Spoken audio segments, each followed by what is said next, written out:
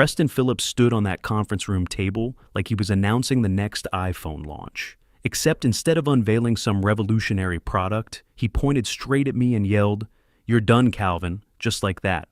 16 years of keeping this place secure, and I got fired in front of 25 people while the kid ate a protein bar and called it cutting dead weight. I'm Calvin Rodriguez, 47 years old, and I used to run cybersecurity operations for Philips Security Systems. Used to being the key phrase here. I didn't say a word, didn't argue, just pulled the master access key card from my pocket. The same card I'd carried for over a decade. The one that authenticated every critical system Philips Security operated. Held it up like a bartender sliding a drink to a problem customer and said, "Good luck with that." Preston smirked like he'd just conquered Silicon Valley.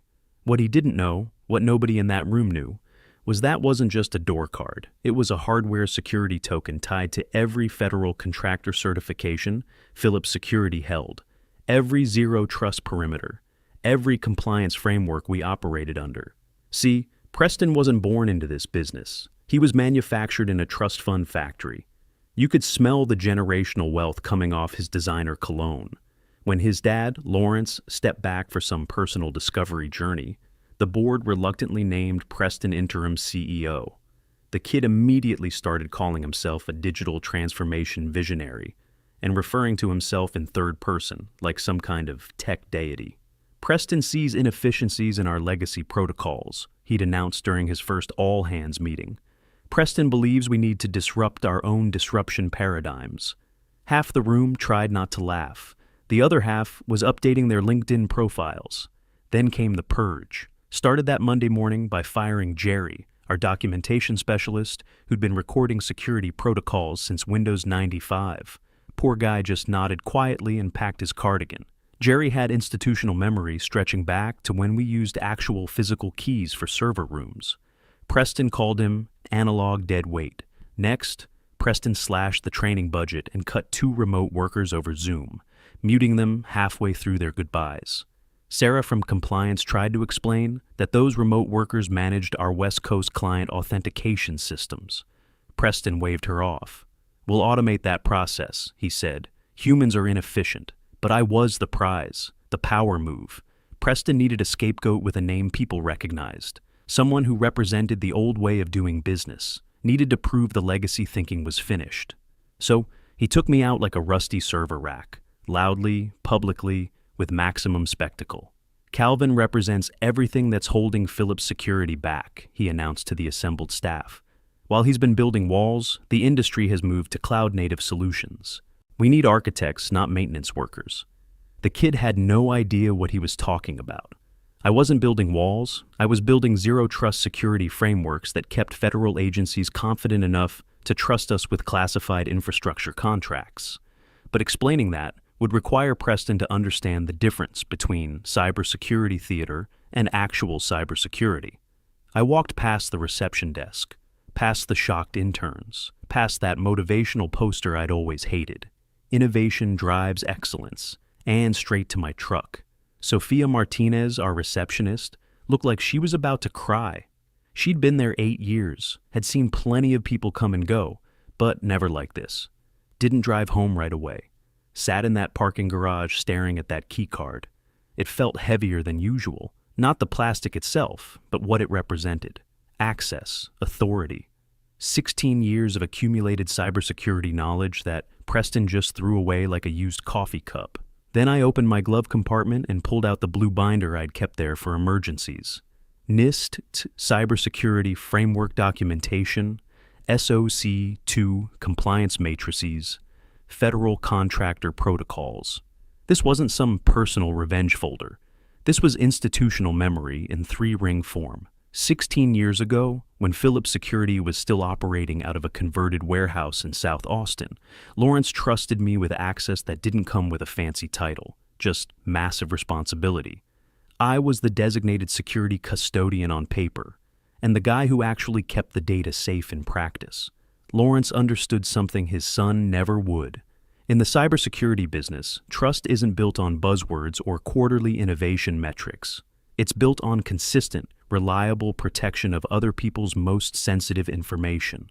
Every federal agency, every healthcare system, Every financial institution that contracted with us needed to sleep at night knowing their data was secure. I stayed overnight during the ransomware attack in 2019, manually isolating servers while the automated systems ran diagnostics. When the federal inspector said our security setup violated 3 different compliance standards, I spent a week negotiating variance permits. When vendors threatened to pull contracts over authentication failures, I smoothed things over with personal relationships built over years. I had signing authority on security certifications, federal compliance documents, and vendor authorizations that Preston didn't even know existed. More importantly, I had the vendor relationships and institutional knowledge to make those signatures mean something.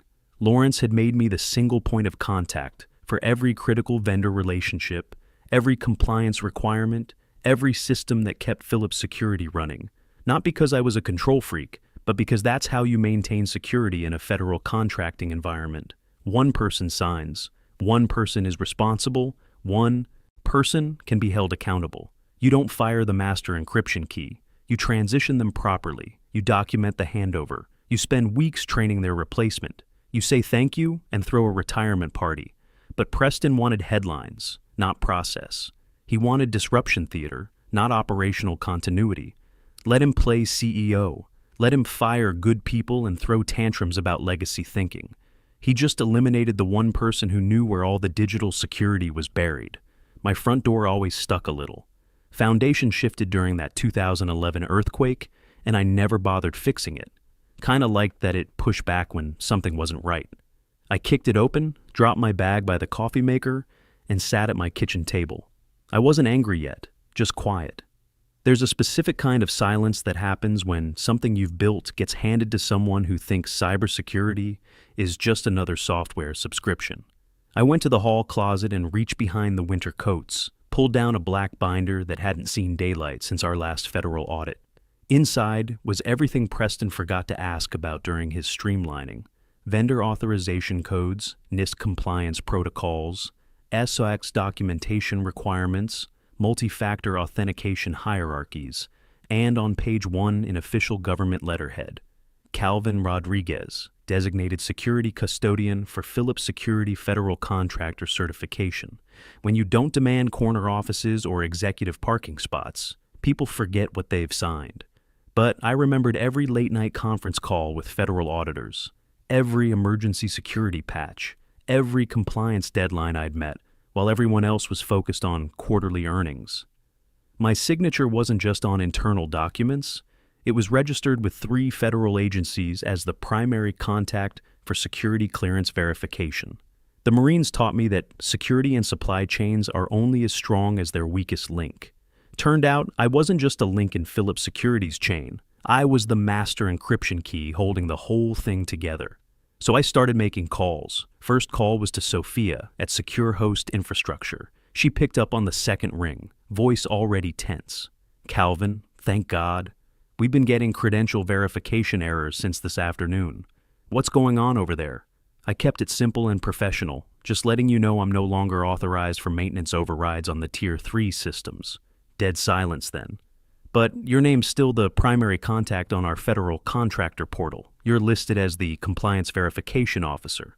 Not my problem anymore, Sophia. You'll need to reach out to someone else. Who? We don't have anyone else in our system. I could hear her typing frantically. Sophia had been managing our hosting relationship for 8 years. She knew how these government contracts worked. One missing signature could freeze millions in billing. Calvin, this is serious. If we can't verify compliance status, we have to suspend services pending audit. That's a federal requirement. I understand. You should probably call Philips Security directly. We tried, got transferred to some kid named Bryce who hung up on us. Second call was to Thomas at CyberGuard Solutions, our badge and surveillance vendor. He actually chuckled when I told him about my situation. That explains the dashboard alerts we've been seeing. Someone tried rebooting your authentication server around 3 p.m. Locked the whole system. They what? Yeah, looks like they thought it was a Windows machine. Just hit restart when the badges started throwing errors. Now it's stuck in safe mode and won't accept administrative commands. Thomas had installed our security system back when we moved into the current building. former Army Signal Corps, knew his way around both military and civilian protocols. We'd worked together through 2 major upgrades and countless small fixes. Here's the thing, Calvin. Your biometric signature is hard-coded into the root authentication matrix. Even if I wanted to help them, I can't create new admin access without your physical presence for retinal scan verification. How long until the system times out? 72 hours. Then it goes into full lockdown mode. After that, we're looking at a complete reinstall. New hardware, new everything. Probably 6 weeks minimum, assuming they can get federal approval for the replacement components. Third call was to Patricia at Apex Facilities, our building management contractor. She was already frustrated before I explained my situation. The HVAC system's been acting crazy all afternoon. Temperature sensors are giving bad readings, and the backup generators won't accept remote commands. That's because the environmental control system is tied into the same authentication network as everything else. Can you walk me through the override procedures? Patricia, I don't work there anymore. You'll need to contact Philips Security for authorization. We tried. They said you were the only one with administrative access to the facility systems. Fourth call was to Janet at First National Banking, our primary financial services provider. Janet managed our business accounts and had been asking me about some authentication updates for weeks. Calvin, perfect timing. We've been getting error messages on your corporate account access. Our system shows your authorization credentials as terminated, but you're still listed as the primary verification officer. That's correct, Janet. I no longer work for Philips Security. But Calvin, this is a problem. Federal banking regulations require us to freeze accounts when the designated verification officer is removed without proper transition documentation. We can't process any electronic transactions until this gets resolved. How long does that usually take? With proper documentation, 24 hours. Without it, could be weeks while we work. With federal regulators to verify the company's compliance status. I made notes in my binder, not for revenge, just keeping track of the cascade effects. When you pull one thread in a complex security system, everything else starts unraveling in predictable ways. That was the pattern. For 16 years, I'd been the central point of contact for every vendor relationship, every compliance requirement, every system that kept Philips Security running. Not because I was a control freak, but because that's how you maintain security in a federal contracting environment. Preston thought he was firing a middle manager. What he actually did was yank the master security token out of a Swiss watch and hand the pieces to someone who'd never seen the inside of a timepiece. Tuesday morning, 7:30 a.m., exactly 24 hours after my termination, the first wave hit. I wasn't there to see it, but I heard about it from Sophia Martinez, our receptionist, who called me from her personal phone around 8 a.m. Calvin, it's chaos here. Nobody can get into the building. The badge readers are just beeping at everyone. Preston's outside in the parking lot screaming at his phone. The overnight security guard, Carl, had gone home at 6 a.m. like always. The automatic lock system was supposed to re-enable badge access at 7 a.m. Instead, it stayed in secure mode because the authentication server couldn't verify any administrative users. 240 employees standing outside in business casual, clustering around badge readers like confused tourists at a locked museum. I could picture it perfectly. The morning coffee crowd from the Starbucks next door probably thought it was some kind of corporate team-building exercise. It got worse.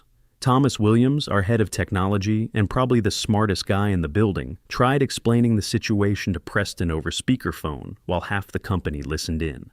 We can't provision new badge access until we transfer the master authentication credentials from Calvin's account. So do it, Preston demanded. I could hear the stress cracking his usual confidence. We can't, sir. Calvin was the root administrator. Only he could create new administrative accounts without triggering federal security protocols. Can't you hack around it? You're the IT director. Figure it out. He designed it specifically to resist unauthorized access. It's compliant with NIST cybersecurity frameworks and Defense Department tamper-resistant standards. If we try to bypass it, the system will flag us as a potential security breach and notify federal oversight. That's when Preston's voice went up an octave. What do you mean notify federal oversight? The DoD requires automatic reporting of any attempted security bypasses on contractor systems. We'd be flagged for investigation within hours. By 9 a.m., someone had called a locksmith. Professional guy who took one look at the badge readers and shook his head.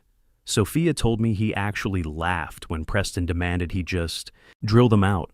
These aren't mechanical locks, son. This is a fully integrated electronic security system.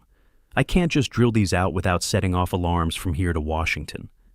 Preston finally called the fire department, claiming it was an emergency evacuation issue. The fire chief, a former Marine named Rodriguez, same last name as me, which made Sophia giggle when she told the story, took about 30 seconds to size up the situation. Son, this isn't a fire emergency. This is a management problem. Your people can get out of the building just fine. They just can't get back in. Maybe next time, don't fire your security administrator without reading the manual first. The building stayed locked until 2 p.m. when Sophia from SecureHost drove over with an emergency access device she kept for situations exactly like this. Cost Philips Security $5,000 in emergency service fees just to unlock their own front door. But that was just Tuesday. Wednesday brought the payroll crisis. Janet from finance called me Wednesday morning, voice tight with stress. Calvin, I know this is awkward, but we need your authorization token for the payroll run. The system won't process without dual verification. Janet, I don't work there anymore. You'll need to update the authorization matrix. That's what I told Preston. He said to just override it somehow.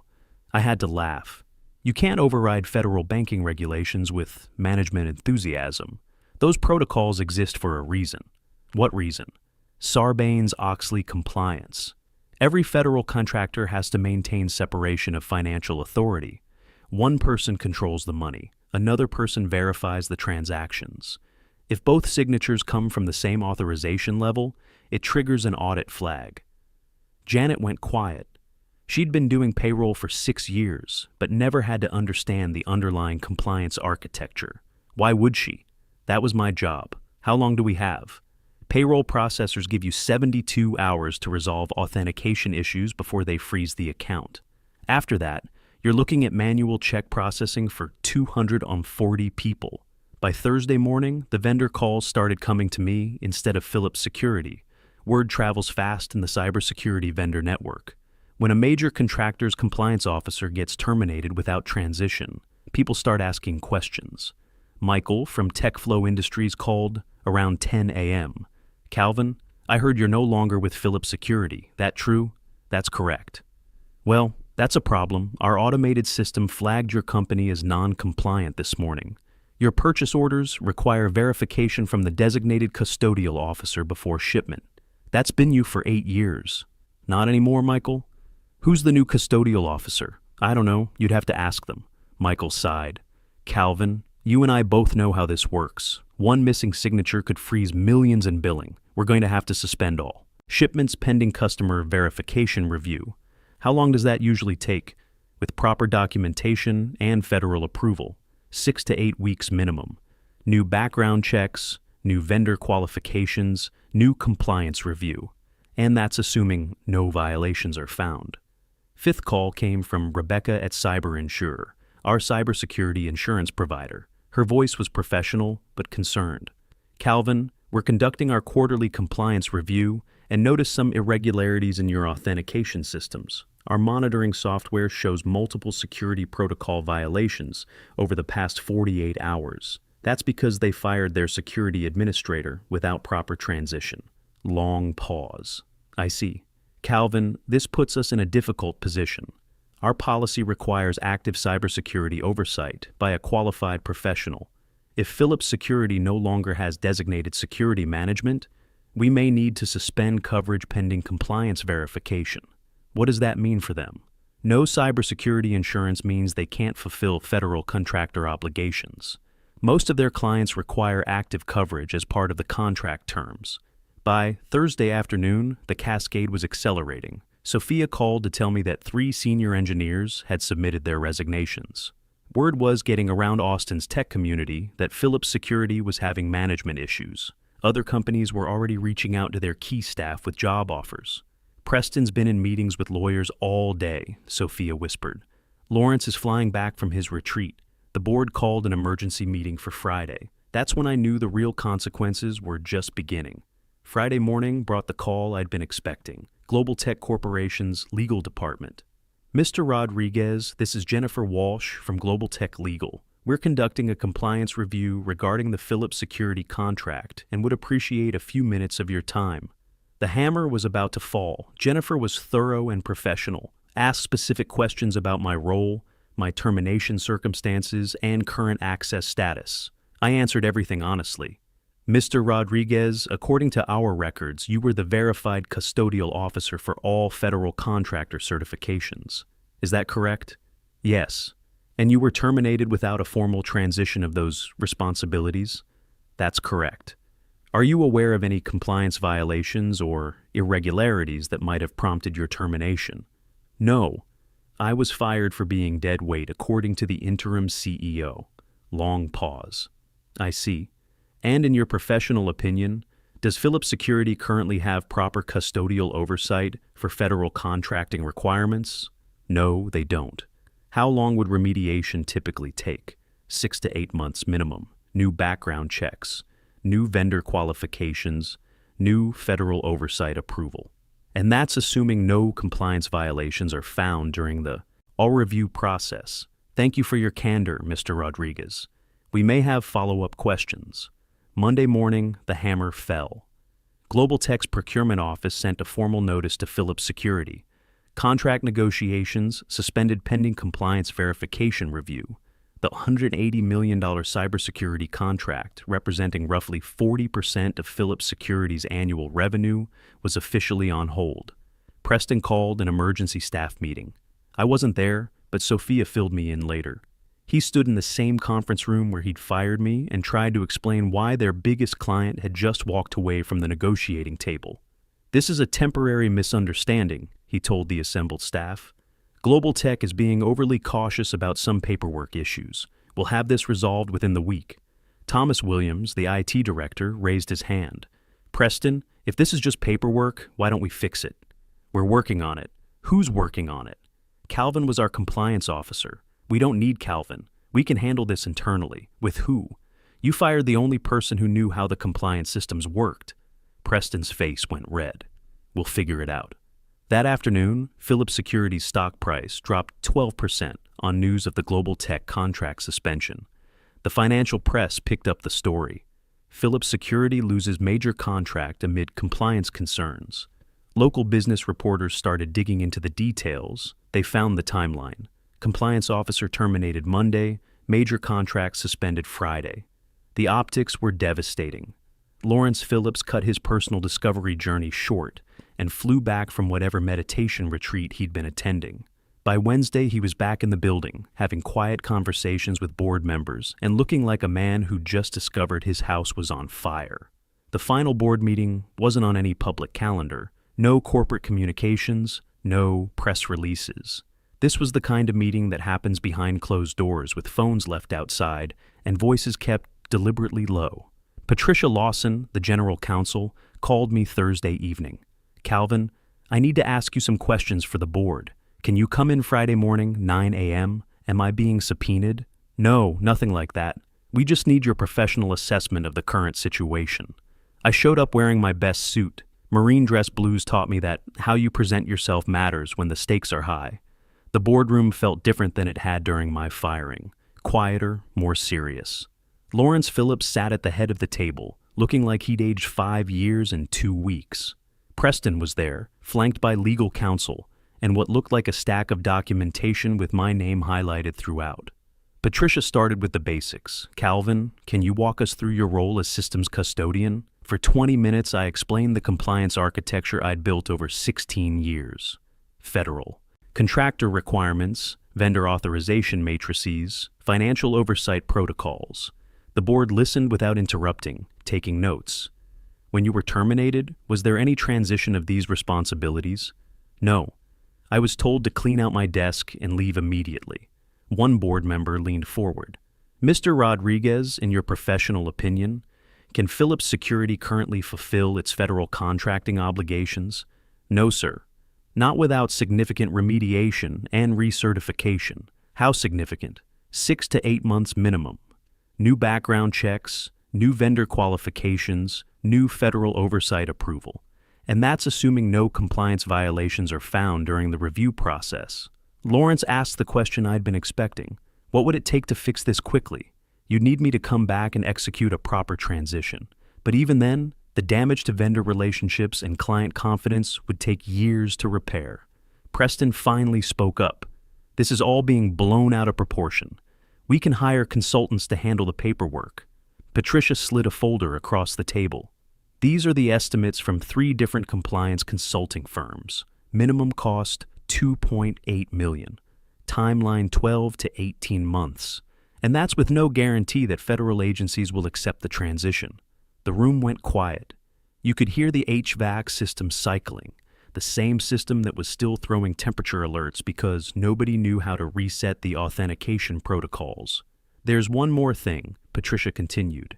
The SEC has opened a preliminary inquiry into the global tech contract suspension. They want to understand why a major federal contractor suddenly terminated their compliance officer without documentation. Lawrence's face went gray. Are we under investigation? Not yet. But the optics are terrible. Companies don't usually fire their oversight officers unless something's wrong. The SEC is wondering what we're hiding. That afternoon, Philips Securities Board voted to remove Preston as interim CEO and reinstated Lawrence as active chairman. The press release was carefully worded. Leadership transition to ensure operational continuity during a period of strategic realignment. Corporate speak for we fired the boss's son before he burned the place down.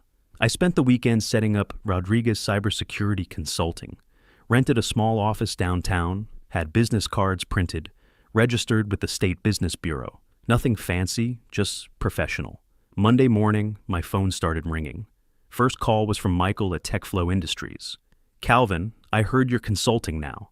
We've got 3 clients asking about compliance verification services. Interested? Second call was from Sophia at SecureHost. Calvin, our other federal contractor clients are nervous about their compliance status. Can you do audits? By Wednesday, I had 5 clients signed and 3 more scheduled for consultation. Word travels fast in the federal. Contracting world, especially when a major company implodes over compliance issues. Philips Security struggled for months. Lawrence managed to stabilize operations, but the global tech contract was permanently lost. They had to lay off 65 people and sell their government contracting division to stay solvent. Preston disappeared from the local business scene. Last I heard, he was running a cryptocurrency startup in Austin, telling people he was a disruption specialist. 6 months later, I was sitting in my expanded office reviewing proposals for a $15 million federal consulting contract when Sophia called. Calvin, Lawrence Phillips is here, says he wants to hire Rodriguez Cybersecurity Consulting for compliance oversight. I looked out my window at the Philips Security building across the street. Still there, still operating, but smaller now. Humbled. Tell him I'll call him back, I said. I'm booked solid for the next 6 months. Sometimes the best revenge is simply being too busy to return phone calls.